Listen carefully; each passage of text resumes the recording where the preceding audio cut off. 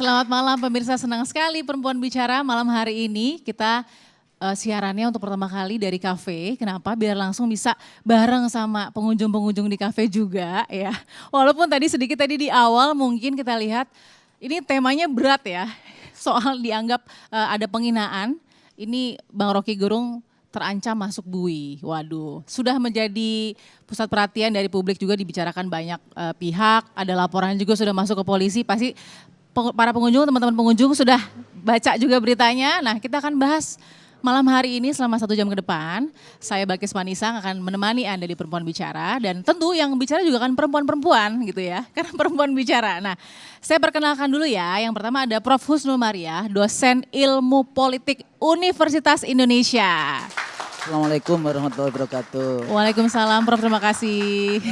Pak Bilkis. Kita santai-santai tapi serius ya. Di kafe soalnya. Iya di kafe soalnya Prof. Jadi biar kita banyak bisa berbincang juga dengan teman-teman. Oke, lalu kemudian ada Ibu Nik M. Kuntarto, saya panggilnya Bu Nik aja ya. Ahli forensik linguistik. Selamat malam semuanya. Salam cinta bahasa Indonesia. Baik, salam cinta bahasa Indonesia ya. Oke. Lalu kemudian juga ada Ibu Leli Ariane, pakar komunikasi politik UNAS, saya panggilnya Uni Leli. Selamat malam. Selamat malam Balkis. Terima Sehat kasih ya. Uni sudah hadir di sini. Oke baik, dan satu lagi ini kayaknya yang paling merah menyala ya. Ada Mbak Sheryl Tanzil, politisi PSI, apa kabar? Selamat malam Mbak Sheryl. Halo semua, thank you untuk kesempatannya diundang bisa satu forum dengan senior-senior semuanya. Senang, ini sudah gak sabar mau nunggu ya. Tapi kita juga nanti akan dengar dari para pengunjung kafe yang ada di sini. Nah, kita lihat dulu informasinya seperti apa tentang dugaan menghina presiden. Rocky terancam masuk bui. Rocky Gerung kembali melontarkan pendapat kontroversial. Dugaan penghinaan kepada Presiden Joko Widodo saat Rocky menyinggung langkah presiden yang pergi ke Cina untuk menawarkan ibu kota Nusantara. Potongan video Rocky tersebar di media sosial. Buntutnya Rocky dilaporkan ke polisi atas dugaan penghinaan kepada Presiden Jokowi. Lalu, bagaimana respon presiden terkait kata-kata Rocky? Apa? Terakhir, paling terakhir. Itu hal kecil lah. Saya kerja aja. Ya. Kepala Kantor Staf Kepresidenan Muldoko ikut bersikap. Jangan coba-coba ganggu Presiden Jokowi. Saya akan berdiri paling depan. Sementara ada juga elit politik yang menganggap pernyataan Rocky Gerung masih dalam batas wajar. Kalau seperti ini, jadinya kritikan atau hinaan.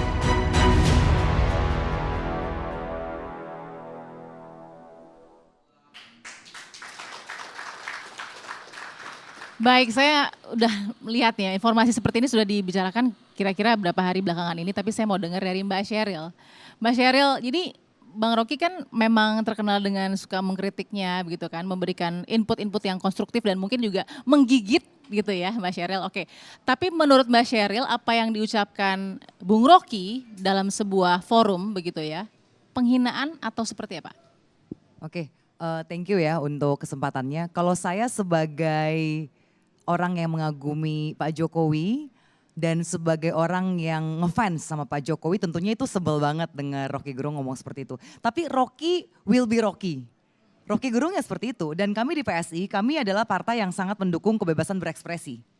Dan dalam demokrasi yang sehat, kebebasan berekspresi itu kan memang dilindungi undang-undang ya. Di konstitusi kita pun di 28, pasal 28E ayat 3 Undang-Undang Dasar 45 itu menjamin itu. Dan kalau kita lihat seperti apa reaksi dari istana, Valdo Maldini, salah seorang politisi PSI juga yang sekarang duduk di salah satu staf di istana, sudah mengatakan bahwa Pak Jokowi nggak akan melayangkan pengaduan. Dan kita tahu ini kan delik aduan ya, dari kepolisian sudah bilang ini delik aduan. Dan dari saya pribadi saya merasa Pak Jokowi nggak mungkin, begitu saya dengar pertama videonya, wah ini ya Rocky banget lah gitu ya. Saya ada feeling ini Pak Jokowi nggak akan melakukan pengaduan. Dan ternyata betul istana mengatakan mereka tidak akan melakukan itu. Kalau tadi kita lihat Pak Muldoko agak keras ya, bahkan sudah memakai ketentaraannya. Itu wajar karena Pak Muldoko itu tentara backgroundnya. Memang seperti itulah gaya tentara ya. Tapi kita lihat lagi Gibran, anak presiden. Gibran kan ketika ditanya oleh wartawan malah bilangnya, ah saya belum nonton videonya. tapi sih nggak akan gugat, santai aja. Biarkan publik yang menilai. Pak Jokowi pun sudah ditanya oleh wartawan ya, jawabannya apa? Nggak apa-apa, itu udah biasa, itu hal-hal kecil, kita sih fokus kerja aja. Jadi saya melihat ini menunjukkan bahwa demokrasi di Indonesia itu sudah begitu ada ruang yang besar dan kita harus menghormati ya bagaimana seorang presiden memberikan ruang yang begitu besar, tiap hari ada hinaan, cacian, makian. Toh dia satu fokusnya bagaimana bekerja yang terbaik memberikan kepada negara. Jadi dijawabnya itu bukan dengan undang-undang ITE atau undang-undang pasal penghinaan presiden dan wakil presiden. Tapi dia membuktikan dengan bagaimana dia bekerja sehari-hari. Dan pada akhirnya kita serahkan kepada publik. Apalagi survei, beberapa survei dari LSI sudah 2 kali ya. Ada di bulan April, bulan Juli. Ya. Itu menunjukkan kepuasan terhadap kinerja Pak Jokowi lebih dari 80%. Dari SMRC juga, itu juga lebih dari 80%. Saya rasa itu sudah cukup menjawab ya. Oke. Seperti apa perkataan Rocky dan seperti apa presiden kita menunjukkan kedewasaannya dalam menjalankan demokrasi. Tapi kalau Pak Presiden, ya Pak Presiden tadi tidak melakukan pelaporan, tapi tadi ada Pak Muldoko juga yang dikatakan oleh Mbak Sheryl. Kita dengarkan ya, kira-kira reaksinya Pak Muldoko seperti apa, kita dengarkan ya. Saya ingin mengingatkan ya, tugas yang melekat di kepala staf presiden adalah menjaga kehormatan presiden. Jangan main-main itu. Sekali lagi saya ulangi, jangan main-main. Ya. Kalau sudah bersinggungan dengan itu, saya akan berdiri paling depan itu. Oke, jadi katanya ada jangan main-main, terus saya rela berkorban juga nyawa. Sebenarnya ini udah keras sih kalau dilihat ya. Tapi nggak tahu gimana Bu Kusnul, Prof Kusnul melihatnya soal dugaan ujaran kebencian ini. Silakan. Terima kasih Mbak Bilkis. Pemirsa perempuan ya, ini kita sudah yang keberapa ini? Karena kita Udah banyak sekali ya. Awal ya. Nah jadi begini, kalau kita tadi bicara demokrasi, ukuran demokrasi itu apa? Demokrasi itu di situ ada kontestasi, ya kan? Excluding the use of force, nggak boleh menggunakan kekerasan, ya kan? Termasuk sebetulnya secara koersif membawa pasal-pasal untuk civil and political liberties, kebebasan sipil, kebebasan berserikat, kebebasan menyatakan pendapat. Nah dalam konteks kalau ilmu politik melihat, jadi jangan cuma kasus dua suku kata kayak gitu ya, nanti kawan kita yang dari ahli, ada forensik linguistik ya, itu bicara nanti bisa. Tapi dari konsep ilmu politiknya, ini negara kita memang sedang tidak baik-baik saja. Kenapa itu Prof? Jadi kalau kita lihat terakhir undang-undang kesehatan itu jelas value-nya adalah industri kapitalisme, bukan Pancasila. Jadi kalau kita mau balik lagi, oh sudah baik, ntar dulu janjinya janji kampanye dulu apa? Apakah ada pasal-pasal pelanggaran konstitusi yang dilakukan? Ya kan? Jadi melindungi segenap tumpah darah Indonesia, mencerdaskan kehidupan bangsa, mensejahterakan rakyat, itu konstitusi kita. Sehingga paling tidak kalau kita bicara tentang inflak TKA misalnya, di dalam konstitusi disebutkan bagaimana negara atau rezim yang berkuasa itu dia punya fungsi untuk memberikan penghidupan yang layak kepada anak bangsanya sendiri. Bukan bangsa Cina, bukan bangsa Vietnam, bukan bangsa India, bukan bangsa Australia, atau bangsa-bangsa di luar Indonesia. Nah, jadi kalau kita mau bicara apapun itu konteksnya. Karena ini persoalannya fungsi parlemen, partai politik yang ada di Senayan, di semua level tidak berfungsi sebagai kontrol. Parlemen itu punya fungsi legislasi, fungsi kontrol, fungsi budgeting. Parlemen lebih banyak berfungsi sebagai cap legitimasi. Akhirnya yang menjadi pengkritiknya itu adalah non-parlemen. Bisa akademisi. Karena nggak berfungsi ini maksudnya? Tidak berfungsi. Loh berarti DPRD, DPR nggak berfungsi maksudnya? Sudah berfungsi apa? Undang-undang, mau bicara undang-undang omnibus cilaka. Kok cilaka? Undang-undang Omnibus Law. Ketenaga kerjaan. Cipta kerja. Gitu ya, Yeah. Cipta kerja. Yeah. Undang-undang COVID-19, undang-undang IKN, undang-undang terakhir kesehatan, semuanya apakah itu konstitusional? Dibawa ke konstitusi, omnibus sudah dibawa loh ya waktu itu. Omnibus atau KUHP yang dibawa? Omnibus di Mahkamah Konstitusi. Omnibus Law. Terus jadi perpu, ya kan? Kemudian jadi lagi kemudian undang-undang. Sekarang mau dibawa lagi ke Mahkamah Konstitusi. Jadi ini kesadaran yang diperlukan bagi siapapun yang berkuasa di Republik ini untuk kembali lagi kepada konstitusinya. Oke. Jadi ukurannya itu bukan, oh kok saya itu sudah baik, sudah ini, sudah bekerja. Halo, pasal-pasal konstitusinya gimana? Jadi kalau berdebat, berdebatlah dengan apa yang menjadi fungsi yang berada di dalam pasal-pasal konstitusi. Ini sangat penting, itulah tujuan kita dulu bernegara 17 Agustus 45. Oke. Saya boleh selak nggak? Boleh, Oke, Mbak saya Sheryl. tidak mengertaham dari mana Ibu Husnul bisa melihat Pak Jokowi tidak mengikuti konstitusi kita. Karena COVID-19 kita salah satu negara yang paling bagus. Ya, saya ingat sekali waktu itu saya belum join PSI. Yang saya bagus masih, Selandia Baru. Saya masih Yang menjadi bagus Taiwan, Selandia Baru, dan Oke, Jerman. tapi begini. Bukan Indonesia. Jauh sebelum COVID-19 terjadi, 2019 Desember itu saya sudah banyak sekali mengikuti undangan-undangan bank sebagai moderator. Pada saat itu semua pengamat mengatakan bahwa 2020 itu akan bahaya karena sudah ada indikator yang mengatakan bahwa akan terjadi pelambatan perekonomian pertumbuhan dunia. Dan tiba-tiba Maret kita harus PPKM karena terjadi outbreak di Wuhan, di Tiongkok. Oke. Dan Indonesia itu dengan kita populasi keempat terbesar di dunia, itu sangat baik pemerintah. Tidak ada riot, bahkan di Tiongkok yang negara superpower yang katanya adik kuasa bisa mengalahkan ekonomi US aja, itu sempat demo berjilid-jilid. Jadi Dan menurut Mbak Sheryl itu sesuai konstitusi ya? Nah kalau menurut saya gini, kita harus melihat bagaimana negara pada saat dunia menghadapi sesuatu yang pandemi yang istilahnya tuh nggak ada yang Sekarang plan kita gitu ya, bicara itu pada bisa level- berhasil begitu loh. Pada level Oke. apa ini? Nah, jadi saya nggak ngerti konteksnya Rocky Enggak, Gerung. oke, diberikan pemahaman. Adik, ya, saya dosen ilmu politik Universitas Indonesia. Oke. Saya menjadi pembimbing mau omnibus law, mau ini dan sebagainya. Semuanya juga sudah mengatakan. Jadi nggak usah terlalu. Tidak konstitusionalnya di mana? Loh, yang tadi itu. Apakah misalnya berapa sudah MOU yang dilakukan? IKN sekarang yang paling baru. Oke. IKN. IKN itu kenapa mesti dijual ke ini? Apakah tidak berpikir bahwa ibu kota itu ada kedaulatan di situ, Oke. ada rahasia negara di situ. Tapi kok dijual ke luar negeri? Faham nggak apa artinya kedaulatan? Bukti dijualnya bagaimana, Oke, Prof? kita stop dulu. Kan jualan, kemarin dibuka investasi. Between quote itu adalah jualan. Tapi kalau konsep omnibus law, sekarang pertanyaannya, yang dibela oleh undang-undang omnibus itu buruh Indonesia atau para bandar? Ditahan Atau sampai para- situ, Prof. Itu Ditahan sampai kesalahannya. situ. Aduh, ini udah panas ya baru pertama. Buruh Indonesia, merasa, buruh anak bangsanya oke, sendiri. Saya merasa Prof memang mewakili Rocky Gerung sekali ya. Ya. Ini melanjutkan Mewakili. perkataan Rocky Enggak, Gerung gini, berarti ya. gini. Saya Mbak dosen Sheryl. ilmu politik Oke. 30 hampir 40 tahun. Prof Kusnul, with Jadi all saya due nggak respect. mewakili siapa-siapa, saya mewakili sebagai seorang Oke. scholars, ilmuwan Oke, politik. ditahan sebentar, Gitu, Prof Husnul, with ya. all due respect, Mbak Sheryl juga thank you. Tapi kita harus balik lagi ke topik kita malam hari ini. Setelah ini saya mau balik lagi. Ini kan kita bicara bagaimana konteks Bung Rocky mengatakan hal itu yang kemudian berujung dengan apakah ini penghinaan atau hanya kritik tadi yang dikatakan oleh Bu Husnul. Sesaat lagi tetap di Pertemuan Bicara.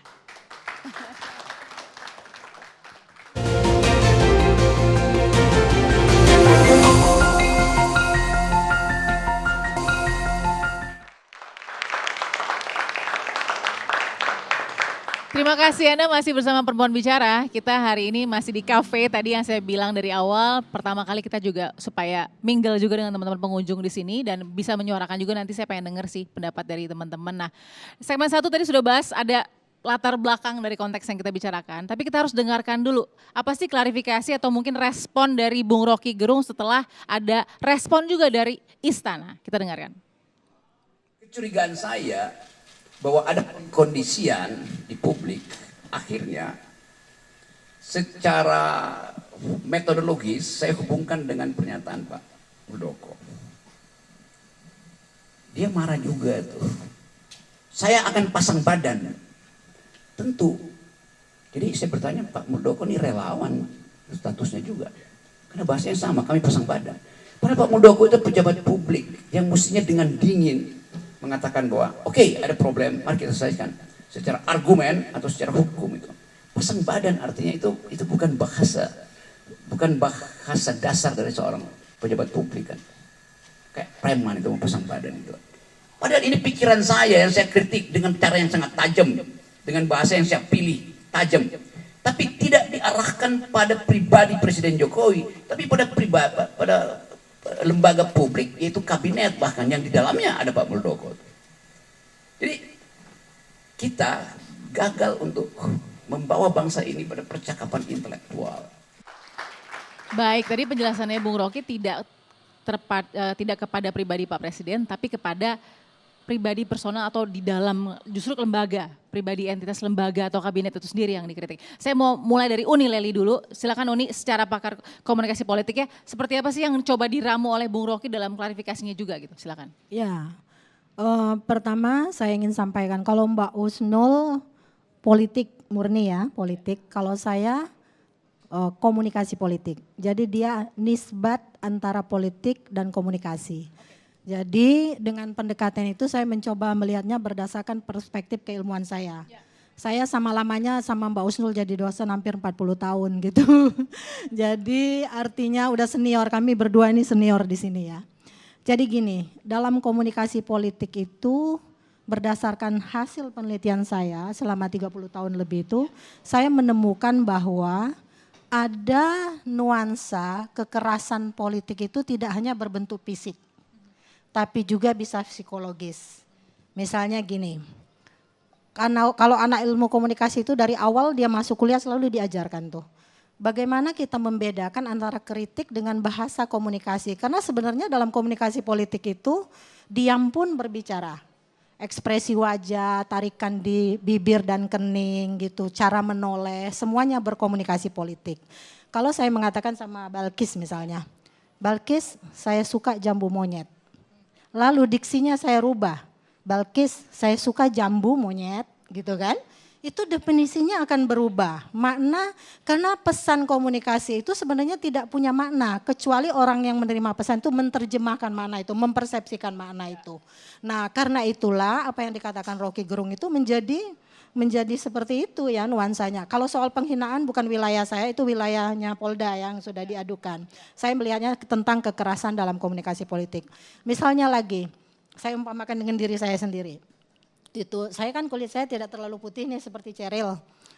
Lalu orang bilang nih sama saya, Leli, kamu itu jangan pakai baju hitam, mirip dendeng batoko katanya gitu misalnya, istilah Padang itu kan. Nah, itu menurut saya menghina loh, mengumpamakan saya kalau pakai baju yang merah misalnya pakai kayak dendeng batoko.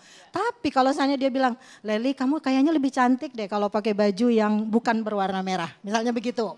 Jadi dalam komunikasi itu perbedaannya jelas. Jadi mana yang mengkritik, mana yang menghina. Jadi sebenarnya kita bisa menggunakan diksi-diksi yang lebih arif. Dalam pendekatan komunikasi juga itu ada namanya analisis wacana kritis. Itu pernah dipopulerkan oleh Tan Pandik gitu. Teks, konteks, dan kognisi sosial. Kita boleh dikati dengan pernyataan Rocky Gerung itu dengan 3 problem itu sebenarnya. Teksnya yang bisa dituliskan nanti dijelaskan ya oleh Mbak ini. Lalu kemudian konteksnya. Nah konteksnya itu seperti apa? Pasti kita kan orang membayangkan nih Rocky Gerung ini selama ini ngapain kalau ngomong tentang Jokowi. Jadi memori tentang Rocky Gerung itu sudah ada loh Mbak Balkis dan teman-teman. Teman-teman mahasiswa semuanya juga. Jadi memorinya kalau Rocky Gerung ngomong seperti itu, seandainya dia bungkusnya kalimat. Kalau saya dengan Cheryl, karena Cheryl dulu 2011 pernah mewawancarai saya juga di Metro TV kalau nggak salah. Terus dia bilang gini, misalnya ya, Cheryl gitu jangan gunakan baju, itu salah satu. Lalu kemudian kita bicara soal lain nih. Bajingan lu, masa punya gua lu embat, nah nggak akan tersinggung. Pasti nggak akan tersinggung, benar nggak?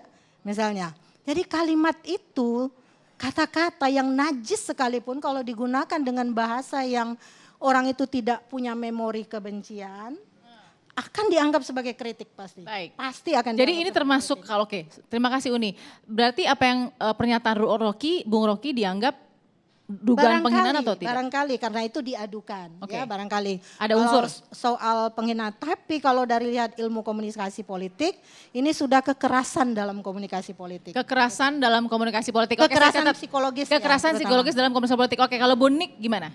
Kebenaran dari sebuah bahasa. Silakan. Terima kasih sebelumnya. Saya ingin menenangkan dulu, tadi diskusinya seru sekali. Saya ingin mari kita sama-sama menyadari bahwa cinta dan kasih sayang itu akan menjulang lebih tinggi ketika kita akan kehilangan sesuatu. Ya, terima kasih.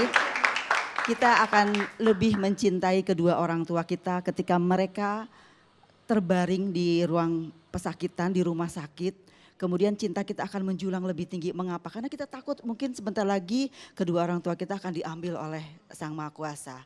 Lalu mengapa tiba-tiba bangsa Indonesia begitu mencintai batik? Semua orang memakai batik dengan bangganya. Padahal dulu batik itu hanya untuk ke pesta. Tapi sekarang orang Indonesia sangat bangga dengan batik. Mengapa? Karena kita takut batik sebagai warisan budaya kita akan diambil oleh bangsa lain, diakui oleh bangsa lain. Nah sekarang pertanyaannya adalah kapan kita akan mencintai bahasa Indonesia? Apakah akan menunggu dulu sampai negara lain berteriak bahwa bahasa Indonesia itu adalah bahasa mereka? Tentu tidak. Nah oleh karena itu mari kita sadari bahwa kasus ini muncul terkuak karena masalah bahasa. Ya. Oleh karena itu mulai hari ini mari kita sama-sama lebih mengenal bahasa Indonesia, lebih mencintai bahasa Indonesia dan lebih bangga pada bahasa Indonesia. Boleh tepuk tangan untuk bahasa Indonesia. Luar biasa nih, ini background yang penting tadi ya. Oke silakan, kalau soal kebenaran pernyataan. Sekarang mengenai penggunaan bahasa yang dilakukan oleh Bapak Roky Gerung, ini seperti gunung es. Gunung es itu hanya terlihat yang ujungnya saja. Nah yang ujungnya saja itu adalah yang namanya lokusi. Lokusi itu bahwa setiap kalimat itu mempunyai informasi. Dan informasi itu dengan jelas kita bisa dengarkan melalui ujarannya atau kalau tertulis kita bisa lihat dari tertulis dan itu semuanya kita bisa lihat di Kamus Besar Bahasa Indonesia. Nah di dalam gunungnya, bongkahan yang di bawah itulah ada yang namanya ilokusi. Nah ilokusi itu maksudnya bahwa setiap kalimat itu mempunyai maksud. Mempunyai tujuan. Tujuannya apa sih Roky Gerung itu menggunakan kata-kata itu begitu ya. Dan yang kedua, yang pertama, kedua, ketiga. Yang ketiga adalah perlokusi. Artinya bahwa setiap kalimat itu mempunyai pengaruh atau dampak. Dampaknya apa sih ke masyarakat? Dampaknya apa sih kepada seseorang atau kepada kelompok orang? Nah itu yang akan dibahas. Tadi Bu Lely sudah menyinggung tentang analisis wacana kritis. Nah ini salah satu pemahaman saya terhadap bahasa beliau dilihat dari unsur lokusi, ilokusi dan perlokusi. Ya, untuk lokusi mungkin semuanya ingin mendengarkan ya, bahwa yang pertama sebetulnya secara lokusi dan ilokusi, Roky Gerung ingin menyadarkan masyarakat bahwa begitu kehilangan kekuasaannya, Jokowi akan menjadi rakyat biasa. Dengan demikian, ia ingin mengatakan bahwa Jokowi bisa melakukan apapun itu karena berkuasa. Itu artinya Roky Gerung tidak hanya menyerang pribadinya, tetapi sebagai seorang presiden karena menghubungkannya dengan kekuasaan. Begitu, itu yang pertama. Baik, yang kedua, Roky Gerung ingin mengkritik bahwa saat ini Jokowi masih berambisi, ya masih berambisi untuk mempertahankan legasinya. Kemudian sebagai contoh ia pergi ke Cina untuk menawarkan IKN, kemudian mondar-mandir dari satu koalisi ke koalisi yang lain untuk mencari kejelasan nasibnya. Jadi Roky Gerung ini menginformasikan bahwa Jokowi sedang memikirkan nasibnya sendiri kelak setelah tidak menjabat. Begitu, itu yang kedua. Yang ketiga, nah ini yang ketiga yang paling penting karena beliau bermaksud ilokusi mengkritik Jokowi tetapi dengan gaya bahasa yang sarkasme.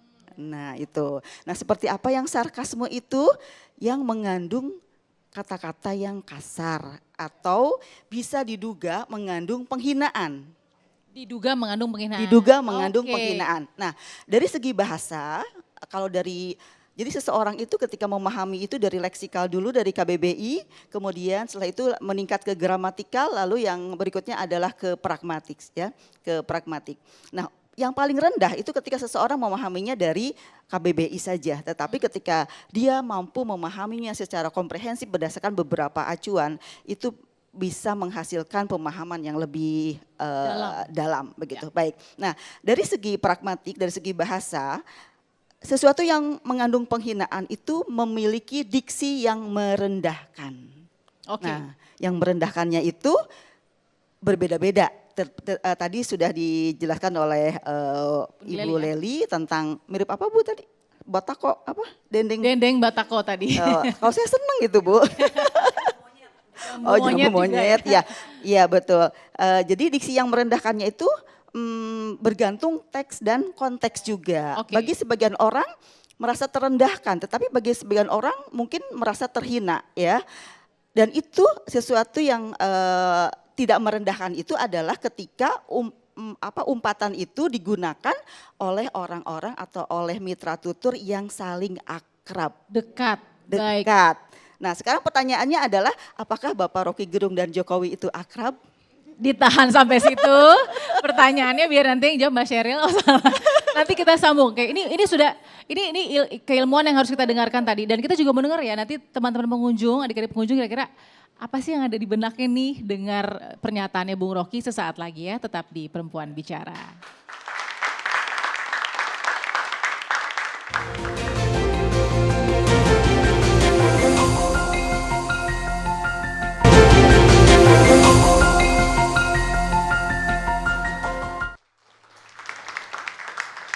Terima kasih masih Perempuan Bicara. Saya langsung aja ingin menyapa teman-teman yang ada mengunjungi kafe ini. Pengunjung, saya mau pertama ke siapa nih yang baju kuning kayaknya namanya siapa, boleh kenalan? Rama. Rama, oke. Rama dari mana? Dari Kebon Jeruk. Oh ya oke, cukup jauh ya ke sini ya. Tapi terima kasih sudah nonton Perempuan Bicara langsung di sini. Rama boleh tahu nggak pendapat kamu tentang pernyataannya Bung Rocky Gerung itu seperti apa? Kalau menurut saya pribadi, kalau pendapatnya aspirasi gitu ya, boleh-boleh aja gitu. Tapi kalau konteksnya itu kayak bahasa sarkasmenya itu ada, itu nggak setuju sih gitu. Jadi kalau mau ngeritik itu harus ada kata sopannya, apalagi buat presiden gitu. Iya. Jadi pilihan bahasa maksud kamu? Iya, pilihan bahasa. Oke, jadi itu yang kurang kamu setuju ya pilihan Iya, bahasa? kurang setuju. Ini nggak disetting kan ya jawabannya? Enggak lah, Nggak enggak. disetting sama senternya kan? Langsung dicek, disetting nggak? Nggak kan Enggak, tuh. Jujur apa adanya Rama, oke. Kita mau tanya yang perempuan dong, siapa nih? Nah, ini yang udah ngelirik-lirik nih. Siapa namanya? Aku Amanda, Amanda dari? Kebayoran Lama Kak. Oke, dari Kebayoran Lama. Gimana pendapat kamu? Kalau dari pendapat aku sendiri, aku pernah nonton videonya Pak Rocky Gerung yang seliweran di sosial media. Dia mengatakan tentang human dignity ya kalau nggak salah. Itu tuh tentang kayak presiden itu bukan martabat, melainkan itu fungsi yang dijalankan. Nah kalau misalnya martabat itu kan manusia, sementara kita tidak boleh menghina martabat manusia. Nah mungkin masyarakat tuh banyak yang belum paham tentang human dignity itu, maka jadi kontra. Gitu Kak. Terus kalau menurut aku itu sih wajar jadi kontra karena emang yang masyarakat tadi kan belum tahu gitu tentang human dignity itu. Jadi apa ya, kayak mungkin kalau maksudnya Pak Rocky Gerung itu untuk mengkritik hanya saja bahasanya mungkin bisa lebih diperhalus Kak. Gitu sih. Wow. Jadi anak-anak muda ini Hebat. semua setuju ya bahwa bahasanya. Wow, oke. Bukan masalah konteks isi kata-katanya tapi bahasa yang terakhir itu yang bajingan, yang tolol, bajingan, yang pengecut. Mungkin itu kali karena saya bilang itu juga sesuatu yang kosong dan akan kontraproduktif. Sebenarnya Oke. mungkin kritiknya itu terkait IKN-nya sah-sah saja. Sah ya? Seperti tadi yang dikatakan oleh Ya. Prof. Husnul kan Ya. juga ya beliau tadi mengatakan mengenai backgroundnya apa, itu Ya. sah-sah saja menurut saya di Oke. klaim demokrasi yang Tapi baik ya. pilihan diksi tadi. Iya, karena apalagi gini, kita di Pancasila tuh ada sila kedua itu ada beradab. Nah dan kita masih setuju ya bahwa kita ini adalah orang Indonesia yang punya budaya timur. Apakah itu termasuk beradab? Apakah itu menjalankan cerminan Pancasila? Dan ini anak-anak muda yang nonton TikTok semua, TikTok itu kan beredar di TikTok ya, di sosial media ya. Waduh. Itu dari 13 tahun tuh udah pada main TikTok kan, Oke, survei oke. survei Sosial dari- media lah ya, iya. oke. Apakah itu yang kita mau generasi penerus kita ketika menyampaikan ide dan gagasan, memperjuangkan demokrasi, memperjuangkan hak buruh. Apakah cara seperti itu yang mau kita rawat? Oke. Jadi adab, kita bicara adab nih. Kalau menurut Iya silakan Prof, langsung aja ya. Jadi boleh gini, nyambung. anak muda Habis baca Iya. Iqra, sekolah. Karena sekarang jangan baca TikTok. Tapi itu sudah tidak bisa dibendung, Prof. Memang nggak Itu bisa menjadi dibendung, konsumsi tapi publik. jangan hanya bertiktok ria. Karena ilmu itu Anda harus pergi ke perpustakaan. Nah dengerin nih anak Bentar. muda nih, dengerin Profnya nih. Iya, Baca. baca, oke. Karena Oke. kalau Anda hanya baca TikTok, maka Anda tidak mendapatkan ilmu yang utuh. Oke. Dan belajar itu apalagi kalau mencari ilmu yang nafi, ilmu yang bermanfaat. Nah di situ. Tapi begini kalau kita masukkan, Yang disampaikan oleh Rocky Gerung kepada presiden itu bukan Uni kepada saya, Uni Lela kepada saya, Balkis kepada enggak. Presiden hutang sampai 7,7 triliun misalnya ya. Undang-undang produknya IKN, omnibus ini, dan kita hanya bicara kalau misalnya mau bicara omnibus, apa sih isinya undang-undang omnibus? Tahu kalian semua? Membela buruh luar itu sama. Tanah eksploitasi yang namanya ekstrativisme resources sumber daya alam. Itu ada enggak di dalam konstitusi yang memberikan kekuasaan kepada presiden, memberikan kekayaan republik ini kepada segelintir orang. 1% penduduk menguasai 50% kekayaan di republik ini. Oke, konteks. Nah, jadi konteks itu semua. Yep. Dan kemudian apakah buruh kita, berapa sih gajinya buruh? Berapa UMR kita? Ya, Padahal di dalam konstitusi negara memberikan menjamin untuk memberikan penghidupan yang layak kepada seluruh rakyat Indonesia. Ya, 275 jutaan. Hati-hati loh. Oke. Hisapnya di akhirat 275 jutaan. Jangan dulu itu. dihisap Ibu, aku belum siap. Makanya silakan Bunik. Makanya sebelum dihisap kita bicara dulu dengan tentang ya, adab kita usah ya. ikhtiar dulu nih memperbaiki Baik. diri, silakan. Nah, ini, Bu Nini. berhubungan biasa saja dalam ilmu politik. Oke, Bunik. Saling Baik. mengingatkan. Berhubungan dengan adab tadi ya. Oleh karena itu saya menyarankan kepada pemerintah yang berhubungan dengan bahasa, jangan lagi ada slogan gunakanlah bahasa Indonesia yang baik dan benar, tetapi tambahkan gunakanlah bahasa Indonesia yang baik, benar, dan bijak. Nah, karena di bijak inilah, baik terima kasih, di kata bijak inilah kita bisa menerapkan tadi itu lokusi, ilokusi, dan perlokusi. Jadi sebelum kita berbicara kita akan berpikir informasi apa yang akan kita berikan kepada masyarakat. Yang kedua, ilokusi, apa sih maksud kita mengomentari ini? Maksudnya apa sih? Pasti maksudnya ada kan? Dan yang ketiga adalah perlokusi, kita harus berpikir ketika kita mengomentari ini apa dampaknya? Itu yang harus kita pikirkan. Ya, saya kira gini Balkis ya. Jadi kalau ini teks, konteks, kognisi sosialnya itu tadi. Jadi apa yang disampaikan oleh adik-adik kita. Tadi kan saya menyatakan apa yang disampaikan Rocky Gerung tuh saya tidak masuk pada ranah apa penghinaan atau bukan. Tapi dia mengandung kekerasan dalam komunikasi politik. Intinya kalau kita ingin menyampaikan pesan dalam komunikasi politik itu adalah suatu pesan yang disampaikan oleh seseorang kepada sejumlah penerima pesan yang bisa mengatur tingkah laku orang di bawah kondisi pertentangan. Atau dia disampaikan secara lisan, tertulis, terucapkan atau tidak, itu semuanya menyangkut pada komunikasi politik. Jadi kalau tadi dari dua orang ini saja kita sudah membaca kognisi sosialnya seperti apa, belum lagi mas yang dua. Intinya sebenarnya generasi muda itu menginginkan modeling dari para, apalagi Rocky Gerung, saya Mbak Usnul ini kita bertiga ini adalah termasuk Rocky Gerung akademisi yang mendidik alhamdulillah selama hampir 40 tahun mengajar ini udah ratusan ribu mahasiswa yang kita didik. Dan saya tidak pernah berharap mahasiswa yang saya lahirkan itu nggak bisa mengatur diksi dan narasinya itu ketika berbicara di muka umum. Kalau dia ikut lomba pasti langsung kalah itu. Oke. Jadi kita kapan boleh menggunakan kata-kata kasar? Benar. Kapan dong? Untuk apa kita menciptakan bahasa kasar? Kan di dalam etnolinguistik kita. Ya. Kalau Anda sudah pada level yang, kalau Anda aktivis ya, jadi bukan hanya dosen linguistik menganalisis atau komunikasi. Kalau Anda aktivis dan melihat kondisi bangsa yang sudah hancur di banyak lini, ya, di depannya aktivis buruh dengan adanya undang-undang omnibus yang dilempar ke sana, sudah dikritik dan saya tahu sebetulnya siapa yang drafting undang-undang itu karena sejak dari awal saya seringkali diundang dan akhirnya ketahuan gitu loh siapa. Ternyata di dalam undang-undang itu tidak membela yang namanya para buruh-buruh, anak bangsanya sendiri. Oke. Dan Anda di situ diajak untuk what can I do, what can we do. DPR sudah ketok palu. Jadi kepada siapa? Jadi Maka pilihannya bersuara.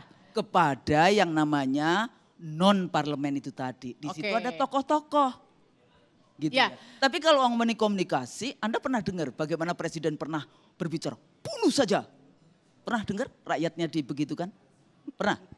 Buka aja di dalam ada salah satu pidatonya presiden yang kemudian bunuh, didor saja. Ada itu. Oh, oke, Presiden kita siapa? tahan Tolong dulu. diperjelas presiden siapa nih? Harus ada Yang kita yang bahas Oke, hari ini loh. sebentar, kita tahan Itu dulu. kapan Bu? Ini jangan jadi hoax loh. Soalnya ini jangan jadi hoax Sebentar, nih. kita ingat. Nah, ini kita ingat. bahaya nih soalnya Mbak nih bilang. Sheryl tahan, kita akan sambung soal itu. Karena kita harus tentu check and balance tentu. Sesaat lagi, iya sesaat lagi tetap di Perempuan Bicara.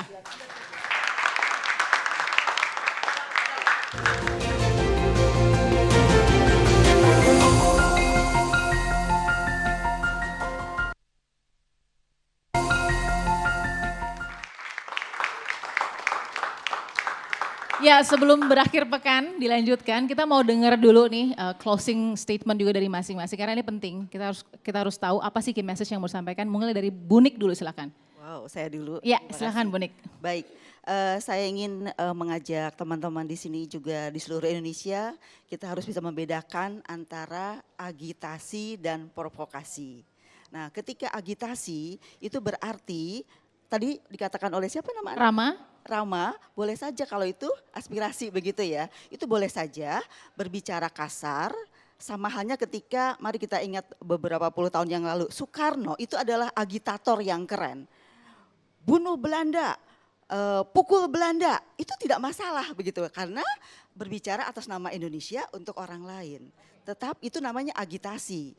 Tetapi ketika kata-kata yang kasar itu dengan sarkasme diucapkan secara umum, itu namanya provokasi. Karena itu tadi ada perlokusi, ada imbas, ada dampak dari bahasa yang kita gunakan pada seseorang atau kelompok orang. Oleh karena itu, mari kita sama-sama menyadari 3 kata ini. Saya mengutip dari sahabat saya Ibu Dewi yang sering menggunakan 3 kata ini, bahwa ketika kita berbicara, kita harus menyadari memilih kosakata, kosarasa, dan kosamakna. Baik. Karena di sanalah akan tercipta bahasa yang harmonis. Itu saja. Terima kasih. Kosakata, kosarasa, kosakata, kosarasa, dan kosamakna. Oke, Uni Ya. silakan. Saya ingin meminjam kata bodoh dari Rocky Gerung, tapi coba nikmati kata ini. Gini ya, saya tidak akan menggunakan cara-cara bodoh dalam mewakili pikiran saya sehingga terlihat bodoh. Kira-kira sarkas tidak? Nah gitu kan Mbak, ini kita coba nilai kata-kata itu. Tapi intinya gini, kita bisa membedakan antara kritik dengan berupaya untuk menyerang seseorang. Contohnya nih, bukankah di parlemen itu Fahri Hamzah sama Fadlizon justru karena kritik-kritiknya mendapat penghargaan loh dari Pak Jokowi gitu kan. Artinya mereka itu kurang apa pedesnya, kritiknya. Tapi mungkin dia di parlemen. Mungkin Pak Jokowi harus melirik orang-orang yang berbicara di jalanan gitu loh. Di jalanan yang bisa mengkritik Pak Jokowi tapi tidak menggunakan kata-kata sarkasme tadi. Dan mulai sekarang kita mulai menelisik satu demi satu. Mbak tadi bilang sama Mbak Nik, yuk kita penelitian yuk mana yang menunjukkan sarkas atau tidak. Sudah Saya kira saatnya itu aja. untuk Sudah edukasi. saatnya. Jadi Ya. apa tadi? Bahasa Indonesia yang baik, benar, bijaksana. Ya. Bijaksana itu kan di sana, tapi bijak sini, gitu ya. Baik. Itu saja. Terima kasih Uni Leli. Jangan cuma menuntut orang lain Saya berarti kasih ya. kesempatan, ini masih ada 2 menit, 1 menit ya. Mbak Sheryl dulu silakan.